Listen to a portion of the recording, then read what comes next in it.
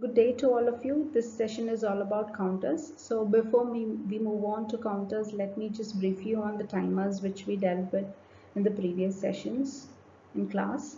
So timers, if you could take, PLC has timers mainly to have control operations which is governed by time, right? So you have examples like your traffic light control, you have your on and off of motors. So you can, for a period of time, you can switch on the motor, and for a period of time, you can switch off the motor, and so on, right? So the timers also play a major role in the process control industry, which are mostly which are based on your timing scale or your timing sequence, right? So this is about timers. So unlike these timers, you also have counters which are going to play a major role in the industries, right? So what is a counter? What are the types of counters and where it is being used? You will be learning in the upcoming slides. Okay, so this is the block diagram of your counter. So before I go into the block diagram, let me tell you what exactly this counters does. These counters play a major role in the PLC sector. So these counters actually count or track the number of events which are in the processing unit. Okay, so it is going to track, or it is going to count the number of events that is happening in a process. So this is what a counter does. So the counters can be in an incremental state or it can be in a decremental state. So the counters can be of both states, whether it can increment by each cycle or by each event, or it can decrement by each event, right? So now this is what is about the counters, or you can say the definition of a counter, right? So there are different types of counters here. So the counters can be of up counters, there can be down counters, or it can be up down counters, right? So different types of counters are your up counter, your down counter, or up down counter. So here the up counter is maximum utilized when you compare to your down counters, but these down counters are also utilized when it is been embedded with your up counters. So down counters, if you could see, it will not be used specifically, I mean, or it cannot, it will not be used separately, right? It is always combined with your up counter. Your down counters are always combined with your up counters. So you have a combination of your up and down counters to process in a processing industry, right?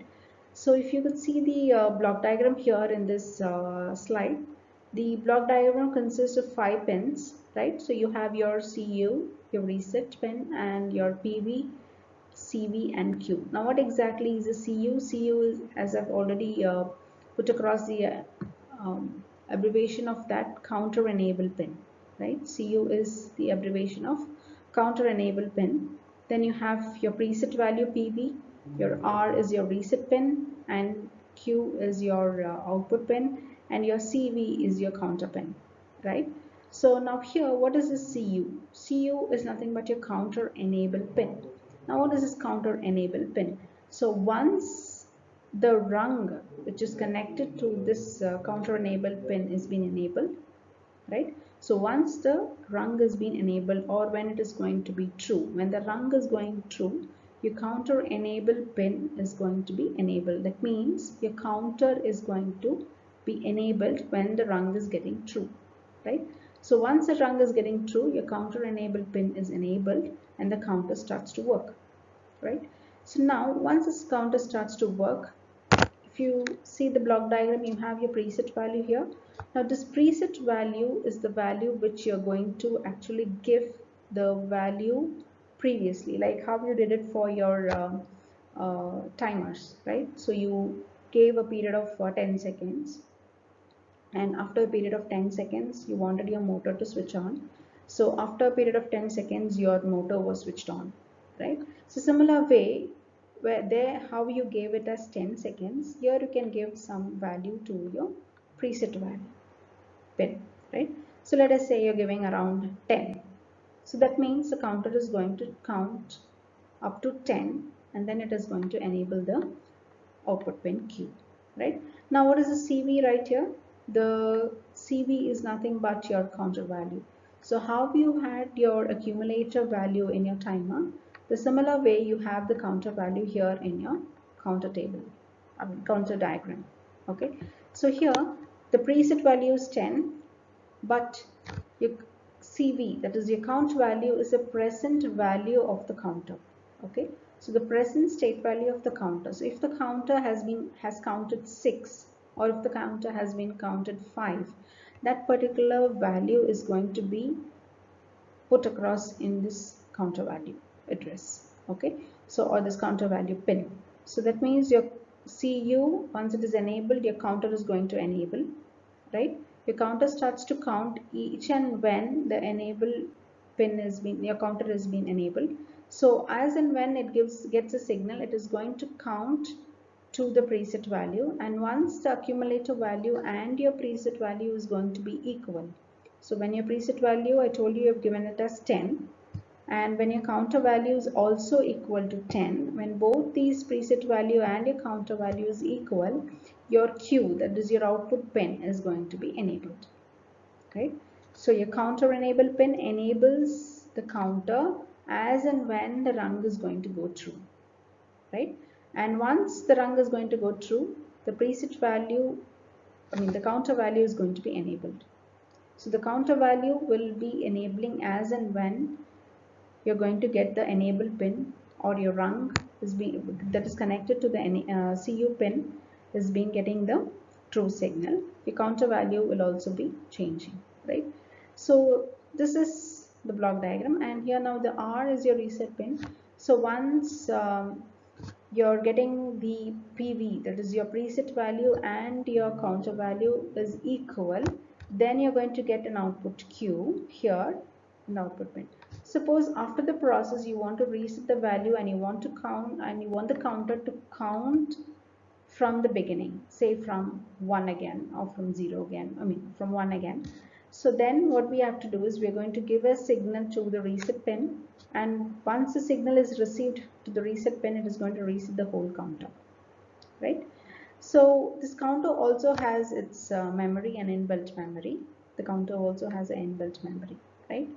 So remember that the counter has an inbuilt memory within itself, right? So this is about your block diagram. So this is a block diagram which is a generic block diagram. So as you all know, various various manufacturers have different block diagram. So this is a generic block diagram, and the working of your counter is going to be similar. Only thing is that the enable pins which is being illustrated in your softwares is going to be different, right? So it can be as your the CU can be written as CNT when you take with respect to Siemens Logosoft, right? So when I when I give you an example diagram, you can see I have used the Siemens Logosoft to build a small sample program. So in that you can see the different parameters are going to be very different, right? So this is about the block diagram. So this CTU represents counter up counter, that is up counter. CTU represents up counter, and if it is down counter, it is going to be represented as CTD. Okay, so this is your block diagram of your counter. Okay, coming to the timing diagram. So here the timing diagram, if you can see, you have your reset pin, your count pin. See, I told you this is the timing diagram which I've taken it from the Siemens Logosoft. Okay, so you have the count enable pin here. Then you have DIR, which is called as the direction. Okay, I'll come to that. Then you have your on and off counter, on and off parameters, right? Then you have your output pin Q. Now if you see here,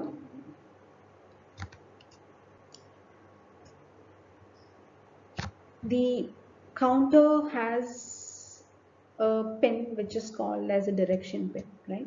So in the previous slide we saw only 5 parameters, but there is another parameter which is called as a direction pin. Now why this direction pin is being used is to it is being used specifically when you're using up down counter. Okay, so this counters, the types of counters are your up counters, down counters, and up down counters. Okay, so now up counters and down counters both go hand in hand. They can be used together, right? That is, you can use the up counter and the down counter in the same block. Okay, so you have the same block wherein you can use the counter as a up counter and you can use the same counter as a down counter. But when it has to be out counted and when it has to be down counted is being given by this direction signal. Okay, so once you enable this direction signal, it is going to turn on to the next uh, counter. So if it has been incrementing, it will decrement, and if it has been decrementing, it is going to increment. I'll tell you what exactly it is. Okay, so now this is your reset pin. So until and unless your reset pin is 0, your value, the counting value, CV, or your present value or your accumulated value is going to keep on showing. Okay, but once this reset value has been enabled, your output is going to be off. Okay, so once your output, once your reset pin is enabled, your output is going to be switched off, which is clear from this diagram. The positive edge, that is, you can see the R pin. The R pin goes with a straight line first. Okay, so during that straight line, it means that the reset pin is having a binary 0. Okay, it means that the reset pin is having a binary 0. So if it is having a binary 0, your output values keeps on increasing or decreasing, whatever. Okay, so if it is an up counted, up counts the counter. If it is a down counted, down counts the counter, right? So but as soon as the reset pin, can you see the pin has the straight line, this R has a straight line, and after a particular period of time, this reset pin is being enabled, so it is having a pulse there. So once it gives the positive pulse there, it means that the reset pin is enabled with binary 1. So once the binary 1 is being enabled, your output is going to be 0. That means your Q is going to be 0, or it is going to be disabled. So this is your R and Q. Now come to the counter, right? So once the counter gets a positive peak, then your counter is going to enable as 1 count, right? Once the counter, can you see CNT here? This CNT has positive pulses, n number of positive pulses here. So as the pulses are being given, that means as and when each cycle is being completed. Okay, so 1 count for every 0 to 1 transition. That means from 0 binary to 1 binary, once this 0 to 1 transition happens, the counter is going to count as a first count. That is, it is going to increment or decrement by 1, right?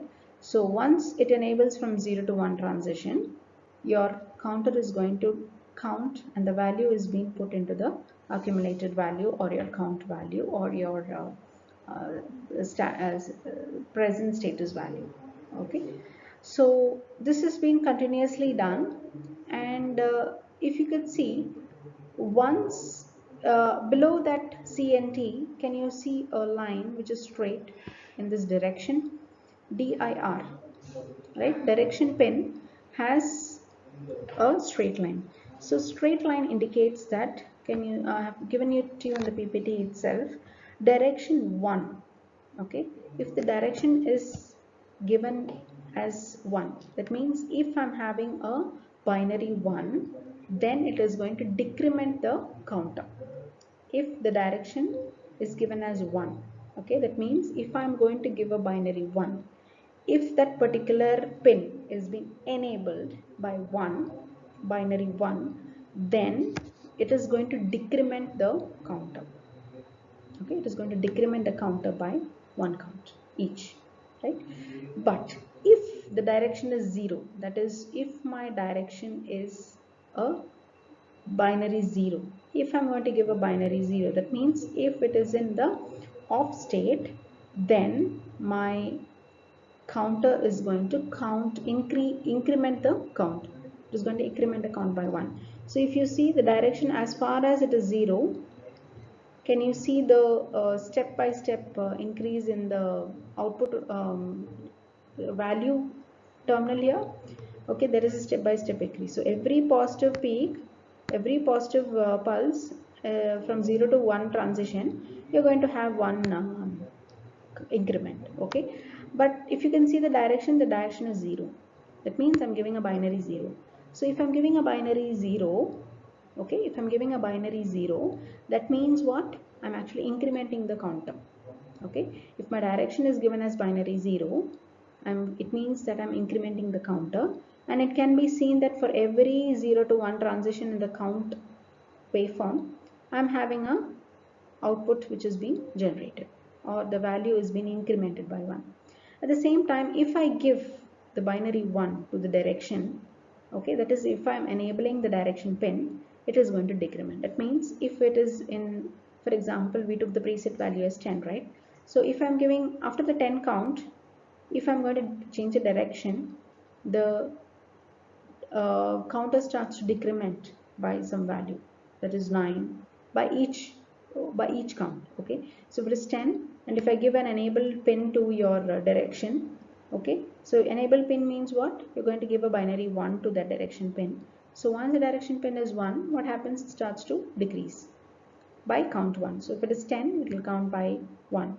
Again, if it is been processed, then it is going to decrement by 8. Again, it's been processed, going to decrement by 7. So it is going to be decremented until and unless the direction is 1.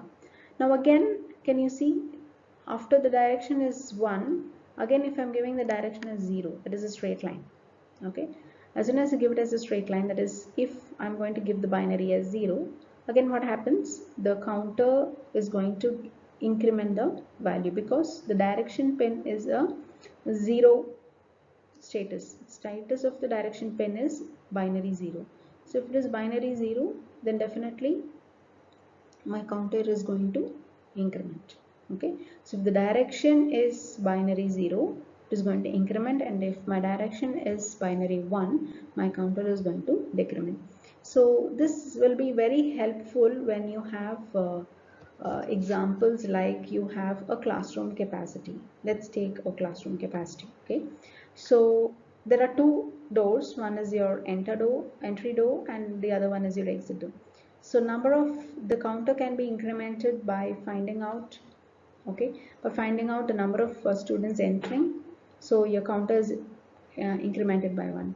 So as and when you're having an exit, okay, so it has to be decremented. So in such cases where you need to have an up counter as well as a down counter, you can use up and down counter instead of only using up counter separately and a down counter separately. So like I told you, your down counters will always be associated with up counters. So it'll not separately be used in application. So most of the applications, if you see, up down counters are mostly preferred, rather than preferring up counter separately and down counter separately, because in places wherein you have a entry and an exit, you need to find out what is the number of entry inside as well as number of exit outside, right? So in such kind of a cases, you can go for this up and down counters together. So how we are going to how we are going to change that is depending upon the direction or the pin which is being connected to the direction pin in the counter, right? So this is about your timing diagram. So timing diagram is a very important concept in your counters. So you need to know what is the function of the reset pin here, what is the function of the counter pin, and when does it actually count and when does it actually uh, not count, okay, or it is going to get disabled. And your direction pin here gives you 1 and 0. Again, of course, in all the pins will understand only logical 1 and 0, right? It can only understand the binary bits. It is your 1 and 0. So when you're giving 1, what happens to the counter? It is actually going to decrement. But when you give it as 0, it is going to increment. So you need to remember that. and the flow of this output. Okay, so the output is going to be enabled when it is going to be enabled and when it is going to be disabled. So that is about your up and down counter. So if you another one important thing which you should know here is, once you're going to give the in direction pin. Okay, so when the direction pin is 0, what did I tell you, is going to increment. So as it increments, what happened, your up counter is going to increase, right? So your up counter is going to increment the counter value by 1, each by 1, right? So your up counter gives you a value to the preset value. Okay, so now as soon as you give a 1 as a direction, that is when your direction is turned to 1, 1 means what, your logical 1, so it is actually decrementing. So when it is decrementing, what will happen to the output? Definitely the output is going to go to 0, because it is less than the value of your up counter. So you're giving 10, and definitely if it is below 10, you're decrementing it, the value below 10. Okay, so below 10 means it is not with respect to your up counter value. So what happens, it is going to decrement and it is going to turn off, the output is going to turn off. So always, if you could see in your direction, when your direction is see, if here in this diagram you can see, when your direction is actually 1, it is going to decrement, right? And once the decrement process is going to take place, which is below the preset value. Okay, if it is below the preset value, then your Q is going to be turned off. You understand? If the value of the output, I mean, if the value of the accumulator is less than the preset value, so if your accumulated value gets gets the number 9, say for, because your preset value what we have defined is at 10, so if your value is less than 9, so what happens to the output Q? It is going to go 0. It is going to go 0, because your output is going to be off, your output is not going to work, or your output is being disabled. Okay, when the value is going to be less than the preset value.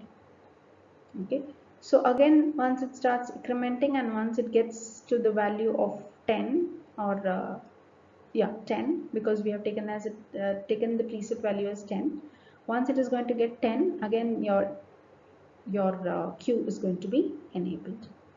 All right, so for completely resetting, what did I tell you, you need to actually put the reset pin to binary 1. So once you get reset pin to binary 1, the whole process or the whole counter is going to reset for the next input, right? So this is about your timing diagram. Okay, this is a very basic sample program which I have illustrated here. So you have input I1, right? So this input I1 is given to your counter pin. Okay, the input I1 is given to your counter pin. So what did I tell you about the counter pin?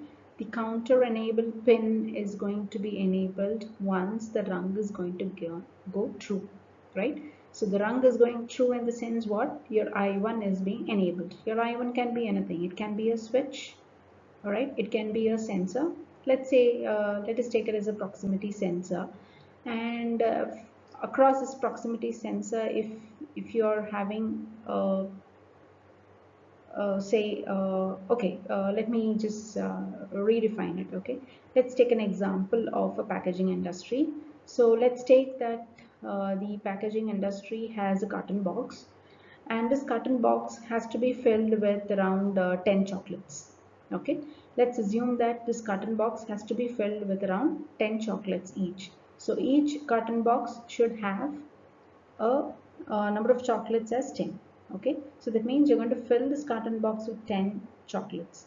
So as and when you have a carton box which is put at the output, right? So once you have this uh, chocolate being moved from its place, and let's say that this chocolate is being processed on a conveyor belt.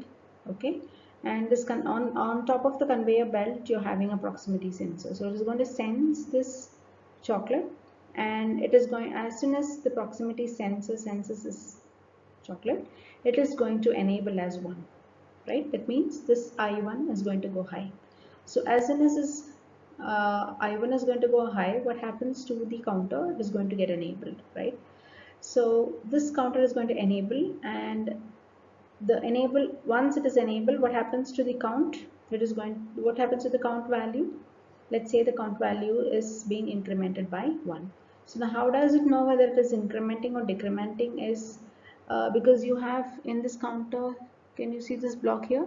This counter C001 has few pins. So it has pin, the first pin is your reset pin, okay, and the second one is your counter enable pin, the third one is your direction pin, and the fourth one is your user parameters. Now what is this user parameters? Whether it is a up counter or a down counter, right? So you're actually giving the values or the addresses in this particular pin, right? So now here what happens, you are enabling this I1, so as soon as the proximity sensor is sensing this chocolate, it is going to go high. I mean, this rung is going to go high. So once it is going high, what happens to the counter? It is being enabled. Now once the counter has been enabled, you know that the counter has been enabled from every 0 to 1 transition, the counter is going to increment or decrement, right? Now it is going to increment because this direction pin is not yet been enabled, and this direction pin is in 0 state, right? So once the direction pin is in 0 state, what did I tell you? The counter is going to actually increment, right? So the counter is going to increment. So it is going to give a count as 1 because it is going to have a counter 0 to 1 state. So as soon as it is taking as 1, what will be accumulated value? 1. So now when will this output Q1, that is, when will this output Q1 be enabled is the question. So this output Q1 will be enabled as soon as the count reaches 10. That means once 10 chocolates are being moved under this proximity sensor, after the count goes 10, this C001 will be enabled. Okay, the counter's done bit is going to be enabled. Done bit is what? Like how you did for the timers. Once your timer is enabled, your done bit is on, right? So the similar way, your counter will have a done bit, and this pin is going to be enabled, and this pin is connected to the output, and the output is going to be enabled. So the output, so under this case, the carton is being filled, so the carton box has to be moved from its place to a next process. Say that, let's say take that the next process is packing, that is uh, closing the carton box and packing it. Okay, so let's assume that once this 10 counts has been done, the conveyor belt has to move from its position to the next process unit. Okay, so when will this conveyor belt move again? Once this Q1 has been enabled. So once the Q1 is enabled, the conveyor belt is going to enable, and it is going to shift the carton box from its current position to the next processor position, right? So this is how your um, counter works. Okay, so now if for example, let me take this as the same counter is being taken, and the counter is to be decremented. Okay, it has to be decremented, right? So if it has to be decremented, what happens? What is the condition? First of all, the direction has to be changed, right? So the direction, if I'm going to give it as binary 1, as soon as I give it as binary 1 means what? I'm actually activating this I2. Okay, once I activate this I2 here, the direction is being changed. So now when your sensor is being sensed, okay, now when your sensor is being sensed, what will happen to the count here? The count starts to decrease. Okay, so the count starts to decrease. So now if, for example, if there are 6, okay, 6, so what happens to your counter value? It is going to decrement from 10, it is going to decrement to 6, right? It is going to decrement to 6. So if it is going to decrement to 6, it is actually below the preset value. Let's assume that 6 is some number which is less than 10, right? So once the preset value is less than the accumulated value, what will happen to Q1? It is going to stop. So what does it mean? What does it mean? It means that the carton is not going to go to the next process. Okay, the carton box is not going to go to the next process. It's going to stay stand still there because the box is not filled. Okay, the box is actually filled only with 6 chocolates and the box is not filled, so it has to, what is the remaining value? 4. Only if the total count is being 10, only then the carton is going to shift. If it is less than that, your Q1 will be disabled and your carton box will remain there, right? So this is just a basic sample example I have taken. So this is not with related to, I'm not taking this instructions related to application, just I have just given you the input values. What happens if I1 is going high and what happens if I2 is going high? At the same time, what happens if the counter is reaching its counted value? What happens to the output? And if the counted value is below the preset value, what happens to the output? So this is what is being programmed in this simple program. So after the end of this, this completes the sample program and what is the counter, how can you increment and decrement the counters.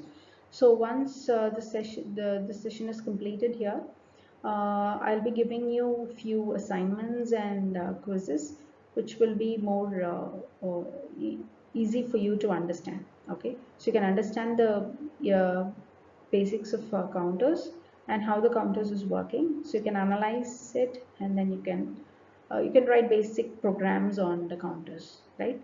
So I will send across the quiz and also a basic program which you will be able to write, right? So thank you.